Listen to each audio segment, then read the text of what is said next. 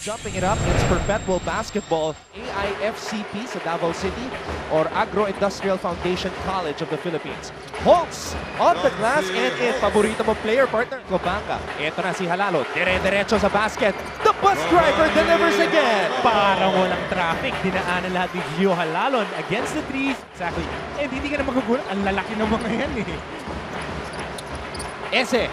Underneath, nakapuntos na naman si Prince Ese. We're not sure how long Mr. Brightside will be out. What a pass by the bus driver. Thompson in attack mode now.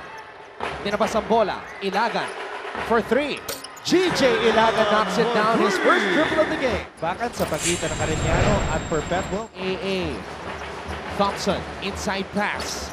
AJ Coronel is able to score underneath. Papunta sa ilalim.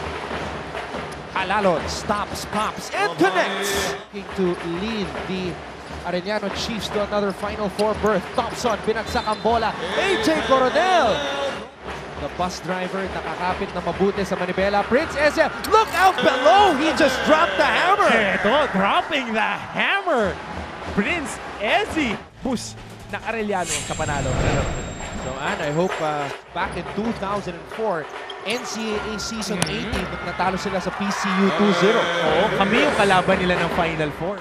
Noy Javier, Tuli, diba? And Kiel Misa. Yun yung pumatay talaga sa amin. At ngayon, the likes of Earl Scotty Thompson, Jack Dagangon, by Smart. Live the smart life. Ganda nung move na yun at ang ganda lalo nung screen.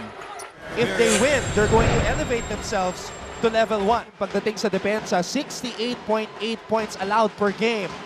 The MVP, dire-diretso sa basket, 12 puntos na para kay Scotty Thompson. Ito nga, Earl Scotty Thompson, right side. Ngayon, last time, nagbigay ng pasa. Ngayon, siyang may pasa, nakapolo dun sa labas. Kaya naman, umi-step up with a triple-double right now. Here he comes, the bus driver with a floater. The bus driver delivers again. Mukhang na bago ang isip para sa Perpetual Health Altas at meron din tayong kilala na laging hawak ang manibela, Gio Halalon. Itong Altas. Halalon, huminto, tumira, pasok, Giovanni Halalon. Arellano Chiefs at Perpetual Health Altas and Gio Halalon just